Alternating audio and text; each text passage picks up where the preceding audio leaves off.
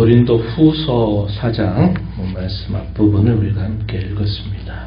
이 4장의 앞부분이 갖는 이 중요성은 대단히 큽니다. 대단히 크고 복음에 관하여 이 복음의 능력이 어떻게 해서 나타나는가에 대한 아주 귀한 가르침을 잘 담아주고 있는 본문의 말씀이 되겠습니다. 그래서 오늘 우리가 오늘 이 말씀을 통해서 먼저는 복음의 바른 것들에 대해서 우리가 밝히 알아야 된다라는 것을 우리가 생각하게 되고, 이 복음이 가지고 있는 능력, 그 능력에 대한 분명한 확신이 저와 여러분의 마음속에 있어야 되겠다는 것입니다. 그리고 그 복음의 역사가 우리가 처음 예수 그리스도를 믿게 된 그 때에 머물지 말고 그 복음의 역사가 오늘 매일매일 살아가는 저와 여러분의 삶 속에 그 복음의 능력과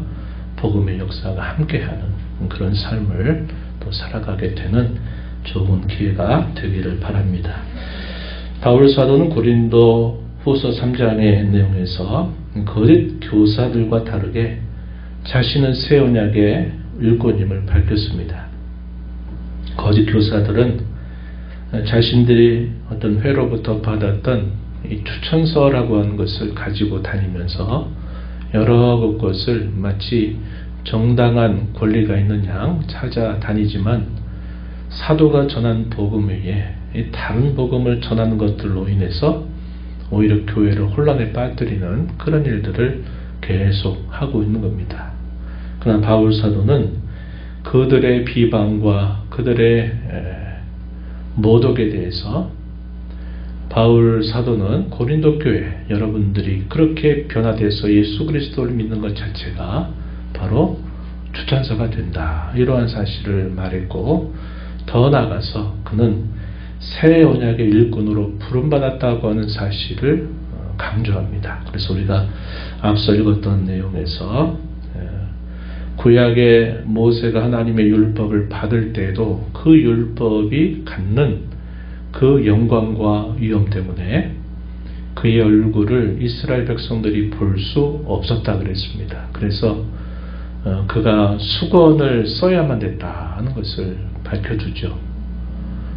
이 율법의 조문, 이것은 그 자체는 선하고 귀한 것이지만, 그러나 부패하고 타락한 우리의 본성에는 이것이 구원을 이루는 방도가 되는 게 아니라 우리를 오히려 죄인이다 라고 정죄하고 너는 형벌을 피할 수 없는 사람이다 라는 사실을 밝혀주는 역할을 한다는 겁니다. 그러나 복음의 이 놀라운 은혜는, 그것은 우리 때문이 아니라 하나님께서 보내주신 예수 그리스도로 말미암아 우리가 구원함을 얻게 된다 하는 것을 말하면서, 이 복음의 광채는 구약의 율법의 조문보다 피할 수 없는 영광스러운 것이다 하는 사실을 대조했습니다. 그리고 자신은 그 언약의 일꾼으로 부름받은 것을 대단히 자랑스러워하면서 이 복음의 일꾼 된 것을 성도들에게 밝히고 있다 하는 겁니다. 이제 더 나아가서 오늘 본문에서 바울 사도는 이 복음의 직분을 감당하고 있는 그 자신이 과연 어떠한 태도로 이 복음의 직분을 감당하고 있는지, 그것을 밝혀주고, 이 복음이 갖고 있는 놀라운 그 능력, 그것이 어떻게 어떤 사람에게는 나타나고 또 어떤 사람에게는 그것이 가려지는가 하는 것을 이제 밝혀주고 있습니다. 그래서 그런 내용들을 오늘 말씀을 통해서 우리가 함께 살펴보게 됩니다. 먼저 그가 이 영광스러운 직분을 받은 것을 기뻐하면서 그가 갖는 자세, 그의 마음가짐에 대해서 본문 1절로부터 2절까지 소개를 해주고 있습니다. 한번 보십시오. 우리가 이 직분을 받아 긍휼하심을 입은 대로 낙심하지 아니한다. 우리라고 할 때는 이 복음의 직분을 맡은 자신과 동료들을 표현하는 말이겠죠. 이 직분을 받아 낙심하지 않는다 이렇게 말합니다. 이 복음 때문에 사실 바울 사도나 그의 동료들은 수없이 많은 박해와 시련과 많은 사람들의 따돌림을 당하는 그런 일들을 겪어왔습니다. 그러나 육체적으로 힘들고 또 죽음의 위협을 넘나들고 하는 일이지만 자신이 당하는 그 시련과 고난을 만나게 될 때면 그리스도의 그 고난을 알게 되고 그리스도께서 당하셨던 그 고난을 이겨내신 것처럼 주님의 능력이 여전히 그 고난받고 있는 자신에게도 임해서 고난보다 더 큰 하나님의 위로를 자신은 늘 받고 있다는 사실을 말한 바가 있습니다. 그래서 그는 이런 많은 시련과 어려움들 속에서도 결코 낙심하지 않는다 이렇게 말합니다. 이 말씀은 한 번도 그런 적이 없다 그런 말을 하는 게 아닙니다. 우리와 똑같은 본성을 가지고 있기 때문에 매를 맞으면 아프고 사람들이 따돌리고 사람들이 미워할 때는 그것으로 인하여 마음의 괴로움을 받게 되는 것이 있지만 그러나 일시적으로 그런 일들은 있다 하더라도 그는 결코 자신이 이 복음의 직분을 감당하면서 결코 낙심하지 않는다 이렇게 표현을 했습니다. 또 이어지는 말씀에 보면은 숨은 부끄러움의 일을 버린다 그리고 속임으로 행하지 않는다 이렇게 말했습니다. 예수 그리스도의 복음만이 사람을 살리고 사람을 근본적으로 변화시키는 유일한 수단이기 때문에 사도 자신은 그것을 전하는데 어떤 부끄러움 모습을 가지고서 그것을 말하지 못해서 가만히 있던 그런 태도가 아니라 그는 이것만이 그들에게 생명을 주는 유일한 수단이기 때문에 그것에 대해서 결코 숨은 부끄러움의 일처럼 여기지 않는다 이렇게 말했습니다. 또 속임으로 행하지 않는다. 그래서 그가 이 복음에 대한 태도는 결코 거짓을 말하거나 또 사람들을 미혹하는 것이 아니라 그들에게 참 진리를 말하는 것으로 그는 알고 전한다 하는 것을 보여주고 있습니다. 사실상 그렇잖아요. 우리가 어떤 드라마라든지 또 어떤 많은 사람들과의 관계 속에서 우리가 볼 때 사실이 아닌데도 불구하고 그게 마치 사실처럼 거기에 열정을 쏟아붓고 거기에 마치 그게 참된 것이냐 자신을 거기에 완전히 몰입해가지고 그런 것이 마치 사실이 아닌데 진정한 것처럼 보이게 해가지고 사람들을 웃게도 만들고 울게도 만드는 일들을 우리가 보면서 함께 또 그런 것들을 느끼게 되죠. 그런데 정작 우리가 가진 이 복음만이 참 진리라고 하는 사실을 알면서도 진리를 말하는데도 확신 없이 우리가 그 다른 사람들에게 대하거나 말할 때가 얼마나 많이 있는지 모릅니다. 그죠? 거짓된 것을 진실처럼 보이기 위해서 마치 그게 참인 양 이렇게 대하는 사람들, 말하는 사람들, 그것과 다르게 저와 여러분이 유일한 구원의 수단, 생명을 얻게 하는 유일한 수단인 진리를 가지고 있으면서도 이 진리를 말하는 것을 우리가 부끄러워하거나 마치 그것이 그 거짓을 말하는 것처럼 이렇게 우리가 대하게 될 때가 참 많다는 것. 참 우리가 이런 말씀을 보면서 주 앞에 부끄러운 마음, 송구스러운 마음을 갖게 되는 부분이 될 겁니다. 우리가 이런 일에 있어서 사도가 가졌던 그런 담대함, 진리에 대한 확신, 이것을 우리가 회복해서 우리가 믿는 이 신앙에 대하여 우리가 누구도 앞에서든지 담대하게 우리 신앙을 말할 수 있어야 되고 그들에게 이 진리를 전할 수 있는 그런 일술과 삶이 되어야 됨을 우리가 배우게 되는 겁니다. 이어지는 말씀에 보면요, 하나님의 말씀을 혼잡하게 하지 아니하고 진리를 나타내므로 하나님 앞에서 각 사람이 양심에 대하여 스스로 추천한다. 이 사도가 이 복음을 대하는 태도에 있어서 중요한 말씀을 덧붙입니다. 하나님 말씀을 혼잡하게 하지 않는다. 우리가 앞서 이 표현들을 읽었어요. 어디에서 읽었습니까? 2장 마지막 절에서 읽었어요.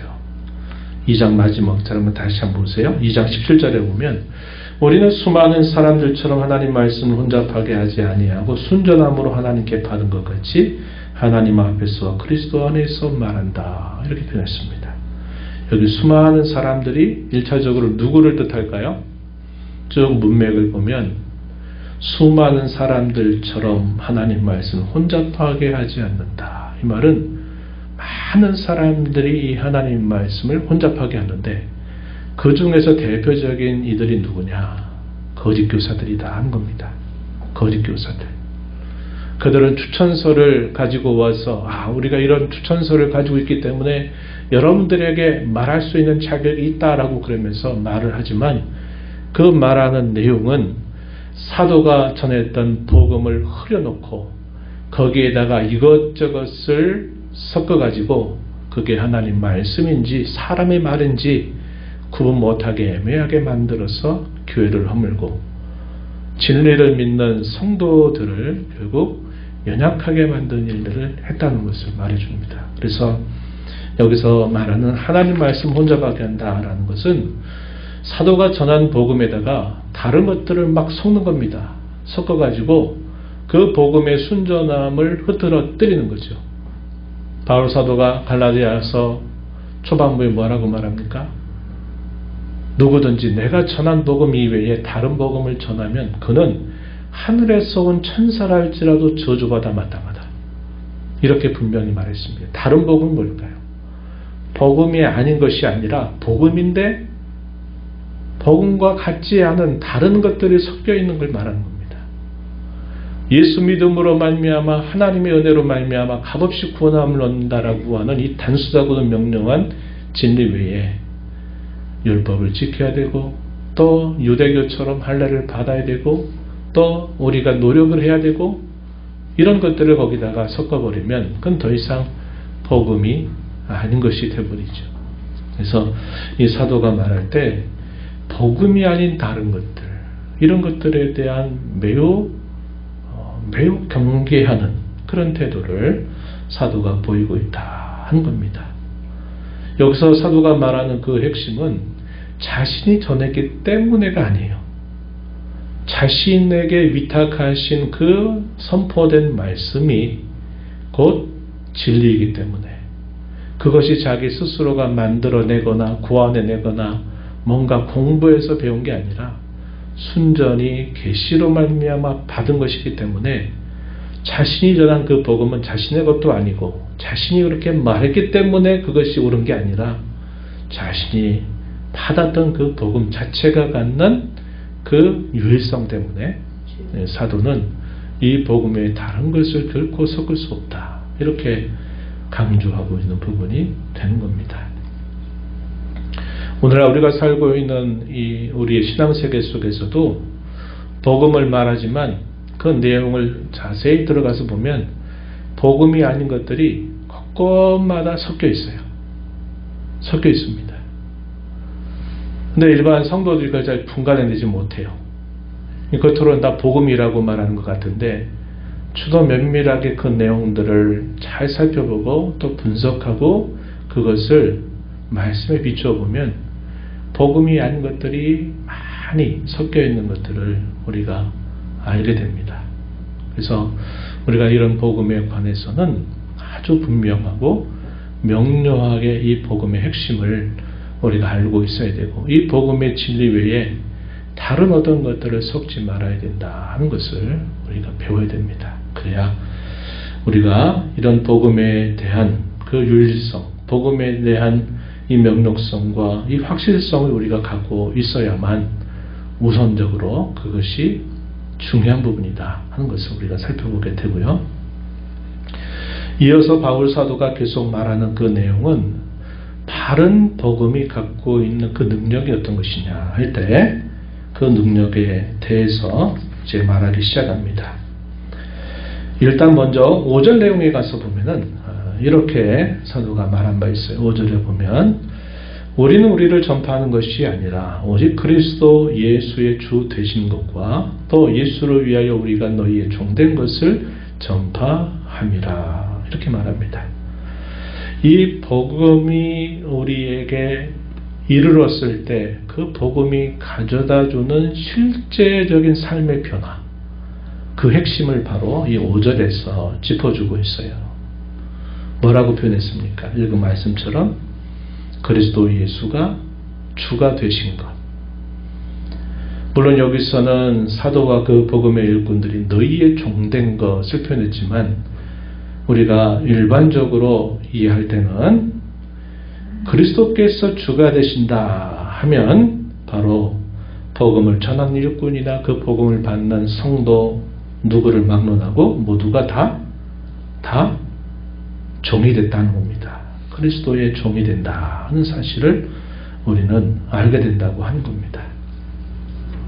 이것이 사도가 전하는 복음이 그 사람에게 임했을 때 나타나는 근본적인 변화라는 사실을 보여주고 있습니다. 그리고 이 복음의 능력에 대해서 두 가지를 말하고 있는데, 하나는 뭐냐면 어떤 사람에게는 이 복음이 어떤 사람에게는 마치 가려져서 그 사람에게는 아무런 효과가 없는 경우가 있는가 하면, 어떤 사람에게는 그 복음이 분명히 복음을 분명히 깨닫게 되면서 그가 마치 새롭게 태어난 사람처럼 변화되는 그런 역사가 있다는 것입니다. 그래서 한편으로 이 복음이 가려지는 경우가 있는데 어떤 경우냐? 본문 3절 4절에서 표현합니다. 3절에 우리의 복음이 가리었으면 망하는 자들에게 가려진 것이다. 복음 자체, 그 복음이 바른 복음에 있다면 복음 자체의 문제가 아니라는 겁니다. 그것은 망할 자들에게 가려져 있다. 분명하게 말합니다. 여긴 다른 타협의 여지가 하나도 없어요. 분명한 사실로서 사도가 밝혀줘요. 좀 더 구체적인 이유를 4절에서 설명해 줍니다. 여기 보면 어떤 사람에게 이 복음이 가려지느냐 할 때 이런 사람, 4절에 보면 이 세상의 신이 믿지 않는 자들의 마음을 혼미하게 하여 그리스도의 영광의 복음의 광채가 비치지 못하게 합니다. 두 가지를 말했어요. 하나는 뭡니까? 이 세상의 신, 그 사탄이 믿지 아니한 자들의 마음을 혼미하게 하기 때문이다. 또 그리스도 영광의 복음의 광채가 비치지 못하게 하기 때문이다. 그 이유를 분명히 밝혀주고 있다는 겁니다. 우리는 예수님의 씨 뿌리는 비유를 통해서 어떤 사람에게는 천국 복음이 그들의 마음에 심겨지면서 30배, 60배, 100배의 열매를 맺어가는 사람이 있는가 하면 또 어떤 사람들에게는 그런 아무런 열매를 기대하지 못하는 경우를 우리가 예수님의 가르침을 통해서 떠올려 봅니다. 씨 뿌리는 비유죠. 4가지의 밭을 예수님이 말씀하셨습니다. 그렇죠? 옥토버과 같이 그런 경우에는 하나님의 말씀이라고 하는 그 씨가 그 사람의 마음에 뿌려졌을 때 뿌리를 잘 내리고 또 잘 자라서 꽃을 피우고 열매를 맺게 된다. 이렇게 말씀을 하셨지만, 그러나 확률적으로는 75%, 물론 이렇게 확률적으로 말할 수는 없지만 4가지 중에 1가지만이 열매를 맺고 3가지의 경우는 결실하지 못하는 경우라고 분명히 말씀하셨죠. 어떤 경우였습니까? 흙이 얕은 돌밭. 처음에 뿌리가 내려지는 것 같은데 돌이 많이 섞여 있다 보니까 뿌리가 그 돌 때문에 자라질 못해요. 그러다가 결국은 햇볕을 쬐이고 하면서 결국 뿌리가 깊지 못해서 말라서 죽게 되는 경우가 있다 그랬고, 또 어떤 경우였습니까? 길가밭에 흙 뿌렸을 때 길가밭에 떨어진 씨앗의 경우는 그 길이 사람들이 밟고 다녔기 때문에 너무나 단단해가지고 그 씨가 스며들질 못해요. 그러니까 새가 와서 그것을 먹이로 쪼아 먹어버리는 일이 있게 된다. 이렇게 말씀하셨습니다. 또 하나의 경우가 있죠. 맞아요. 가시떨기 위에 씨가 떨어지는 경우가 있습니다. 그런 경우에는 자라려고 하는데 계속 그 잎사귀가 자라려고 그러면 가시에 찔리고 또 찔려서 자라나지를 못해요. 햇빛이 가려지고 또 자라는데 그 잎사귀에 상처가 나면서 자라지 못하다가 결국 죽게 되는, 말라 죽게 되는 일들이 생긴다는 겁니다. 예수님은 이런 경우를 말씀하시면서 여러 가지들을 말씀했어요. 환난이나 시련이 닥쳐서 그것을 견디다 못해서 결국 믿지 못하는 사람, 또 세상에 대한 염려와 근심과 세상에 대한 욕심이 많아가지고 딴 생각을 하고 있으니까 그 말씀이 그의 심령 속에 들어가지를 못하는 그런 경우들을 또 말씀을 하셨어요. 그래서 우리가 살아가면서 경험할 수 있는 다양한 여러 요소들이 결국은 다 그것이 장애가 되고 걸림돌이 돼가지고 결국은 믿음의 열매를 맺지 못하는 그런 경우들이 분명히 있다는 사실을 예수님이 말씀하신 바가 있습니다. 결국 이러한 세 가지의 경우들에 대해서 오늘 말씀에서는 뭐라고 표현했느냐. 이 세상의 신 사탄이 결국은 그 복음을 받지 못하도록 사람의 마음을 혼미하게 만들어서 결국은 그 복음이 결국 그들에게는 가려지게 되는 일들이 있게 되기 때문에 그렇다는 겁니다. 결국은 사탄의 역사가 결국은 이 복음을 가리게 하는 일을 계속 한다는 거예요. 그런 자들이 곧 망할 자들이다. 심판받을 자들이다. 이렇게 분명히 말하고 있다는 것입니다. 그렇다면 어떤 사람에게 나타나느냐. 6절에 가면은 복음의 능력이 나타나는 사람이 소개가 됩니다. 6절에 보면 어두운 데 빛이 비치라 말씀하시던 그 하나님께서 예수 그리스도의 얼굴에 있는 하나님의 영광을 아는 빛을 우리 마음에 비추셨느니라. 고린도 교회 성도들 뿐만 아니라 복음을 전하는 사도들을 다 포함해서 하는 말이죠. 어두운 데 빛이 비치라. 어디 있었던 말씀입니까? 하나님이 세상을 창조하실 때, 그렇죠? 창조를 하셨더니 흑암이 깊음 위에 있는 그런 상태였습니다. 그래서 그 창조하신 세계를, 어둠이 덮고 있는 그 세계를 하나님께서 하나씩 명령하시면서 하나씩 그것을 만들어 가셨던 것들을 우리는 천지창조의 말씀을 통해서 기억합니다. 그게 하나님이 처음 창조하신 일이에요. 근데 그 말씀을 인용해서 이번에는 뭐라고 얘기했냐면 어두운 데 빛이 비치라. 첫 창조에서는 물리적인 어두움 속에 빛이 있으라 하시는 말씀을 통해서 그 어두움을 밝히면서 세상의 창조를 이루어 가셨어요. 그런데 여기서는 그 말씀을 인용하는데 그 말씀이 인용하는 바가 어디입니까? 우리의 마음의 어둠 속에 이 생명의 빛이 비추게 됨으로써 그 복음의 주인공 되신 예수 그리스도를 만나게 돼서 그가 다시 태어나는 것을 말하죠. 그래서 우리가 이 거듭난다, 중생한다 이걸 두고 뭐라고 표현하냐면 제2의 창조라고 부릅니다. 혹은 이걸 다르게 재창조라고 말해요. 재창조. 세상을 창조하실 때는 하나님이 말씀으로서 어둠 가운데 빛이 비쳐라 하는 걸 통해서 세상을 창조하셨어요. 그러나 하나님께서 다시 두 번째 창조를 하실 때는 어떻게 하십니까? 빛이 있으라 하는 것으로만 하신 게 아니라 어떻게 하신 거죠? 예수 그리스도를 하나님의 품에 있는 그 독생하신 하나님을 우리와 같은 사람으로 보내셔서 우리의 모든 죄를 위하여 고난을 당하시고 사망의 권세를 깨뜨리고 부활하신 이를 통해서 하나님이 우리를 다시 창조하셨다 이렇게 말합니다.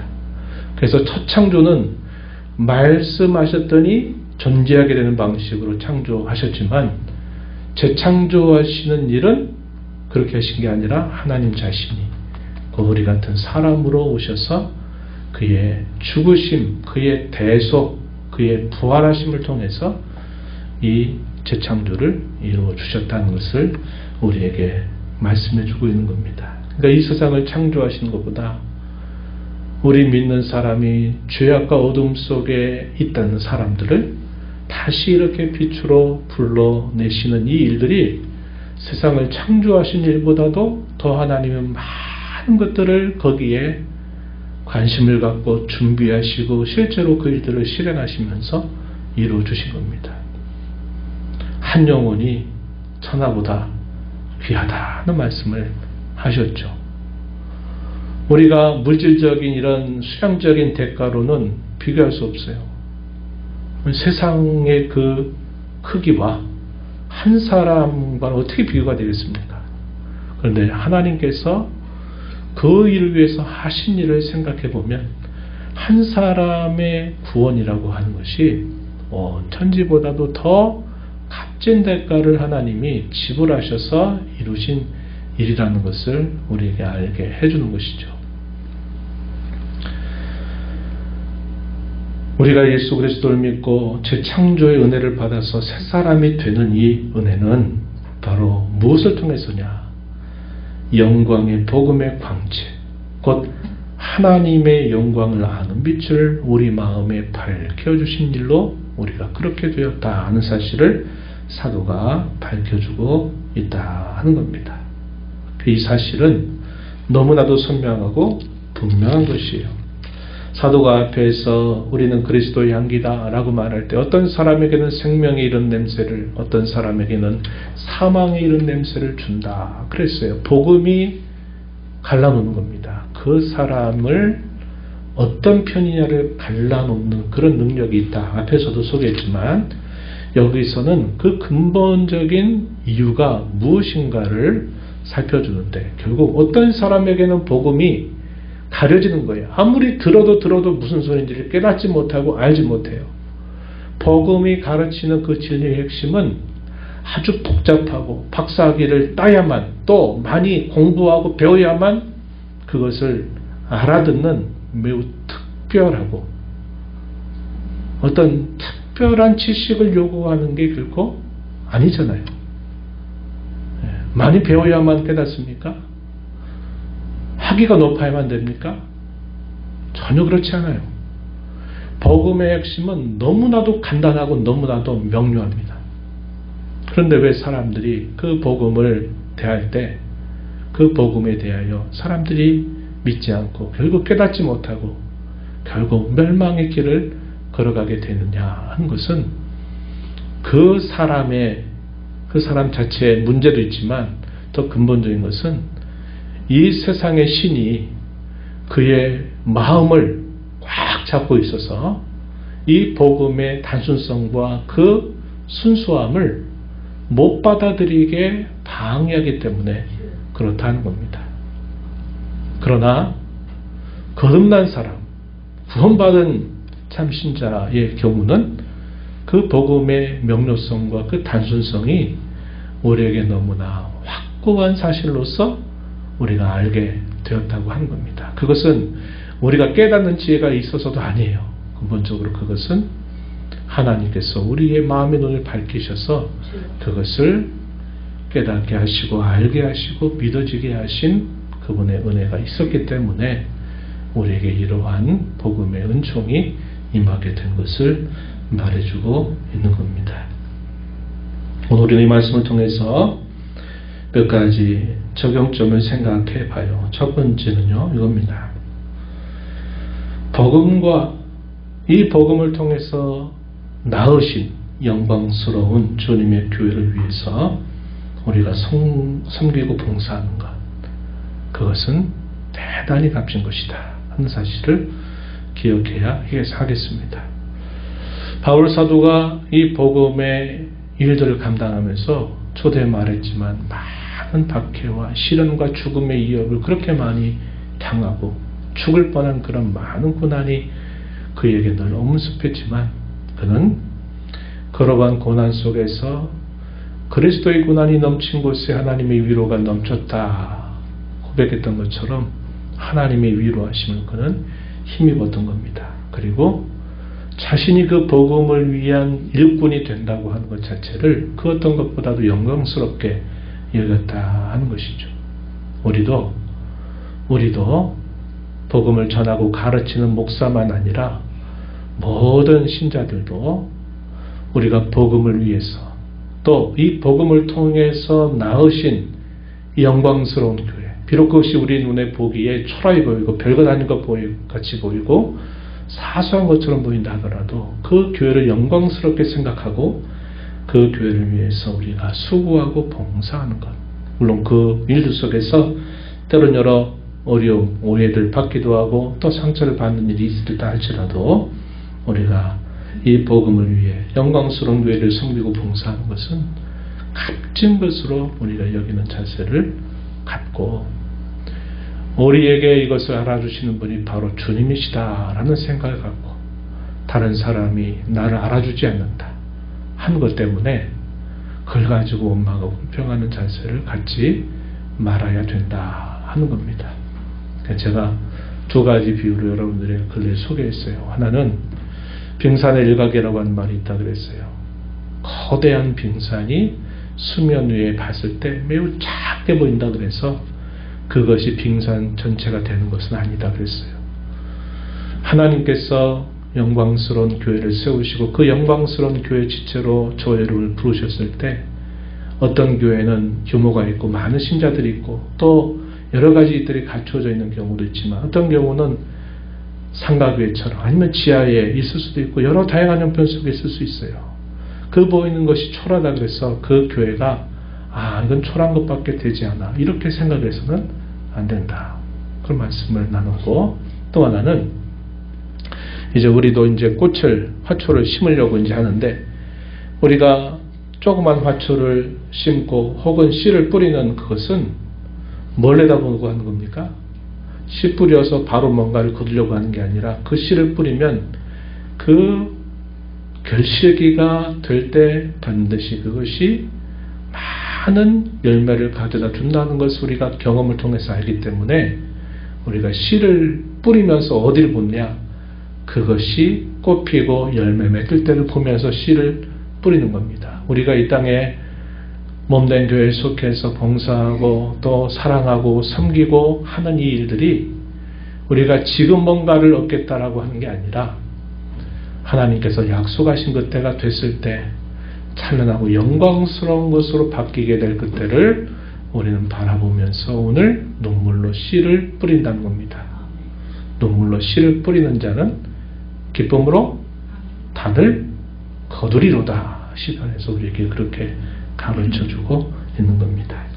두 번째는 복음의 광채가 저와 여러분의 마음에 빛나도록 우리는 사탄의 괴계를 물리치고 성령의 도우심을 끊임없이 의지하여야 하겠다는 겁니다. 오늘 이 말씀은 제가 초대에 말씀드렸듯이 처음 복음을 받고 구원받는 데만 그쳐진 말씀이 아니라 복음을 통해서 계속적으로 자라가는 저와 여러분의 평생과 관계된 교훈이라고 하는 겁니다. 이럴 수 있어요. 처음에는 우리의 마음이 순수하고 또 하나님이 우리의 마음을 겸비하게 우리의 마음을 부드럽게 하셔서 복음의 말씀을 다 받아들이고 그걸 통해서 내가 구원받았다는 사실을 확신하게 해요. 그런데 항상 그런 게 아니잖아요. 세상 살면서 염려하고 근심하고 또 어떤 욕심을 부리고 또 우리 마음속에 여러 많은 상처와 죄악들이 우리 마음에 있게 될 때는 어떠합니까? 그것들이 장애가 되고 걸림돌이 돼서 그 복음이나 말씀이 귀에 들어오지 않을 때가 너무나 많은 거예요. 우리가 그런 일들을 많이 경험하면서 이 신앙의 걸음을 걸어가고 있습니다. 그럴 때 우리가 어떻게 해야 될까요? 처음 우리를 거듭나게 하셨던 그 은혜의 때처럼 계속적으로 우리의 마음이 죄로 인하여 혹은 염려와 근심이나 세상에 대한 욕심과 미련 때문에 우리의 마음이 복잡하게 터져가지고 그 말씀이 가려지지 않도록 우리가 항상 우리 마음을 기경하는, 갈아엎는 그러한 노력을 우리가 끊임없이 힘써야 된다는 겁니다. 성령께서 우리 심령 속에 날 역사하시도록 그분의 은총을 우리는 의지하고 구하는 자로 매일 살아서 그 말씀이 매일 우리의 삶 속에 은혜가 되고 이게 힘이 되고 위로가 되고 또 우리를 새롭게 하는 능력이 돼서 그 말씀을 통하여 계속적으로 자라가는 저와 여러분의 신앙의 걸음이 되도록 힘써야 한다는 겁니다. 마지막으로 복음이 저와 여러분의 삶에 미치는 변화가 뭐라고 했습니까? 예수님이 주님 되심. 우리는 그분의 종됨을 이 복음은 우리에게 가르쳐주고 있다는 겁니다. 그리스도의 주되심. 우리가 노래를 통해서 많이 우리가 확인도 하고 부르는 주제가 되기도 하는데 이 일들은 우리가 늘 마음에 깊이 되돌아보고 성찰해야 될 중요한 교훈입니다. 우리가 지금 새벽 시간에 특별 새벽 기도의 시간에도 읽고 있습니다만 주님에 대하여 생각하는 우리의 관심이 철부지 같은 사랑 뭐 이런 것이 되기도 하고 주님의 이름을 부르고 기뻐하면서 마음에 품고 있는 것은 현세적인 내 바람, 현세적인 복, 기복적 신앙, 내가 원하는 것을 이루어주기를 바라는 그런 마음을 품고서 우리가 주님의 이름을 부를 수 있다는 겁니다. 그 뭐가 잘못됐느냐? 한참 잘못된 거예요. 그리스도 예수님이 나의 주님이 되신다 하는 것은 다르게 말하면 나는 그분의 종이 된다고 하는 말이죠. 그러면 내 삶에 대한 모든 계획과 내가 하고자 하는 모든 것들이 내가 다 뭔가를 결정하고 내가 다 해놓은 다음에 나는 이렇게 하고자 하니까 주님이 나를 도와주셔서 내가 하고자 하는 바를 이루어 주세요 라고 하는 신앙의 방향이 아니라 내가 무엇을 계획하고 무엇인가를 할 수 있지만 주님께 묻고 주님의 뜻에 부합하는 것인지 아닌지를 늘 살피고 내가 분명히 계획도 세우고 또 그를 위한 노력도 우리가 해야 되지만 그 모든 주재권을 주께로 이양해 드려야 되는 거죠.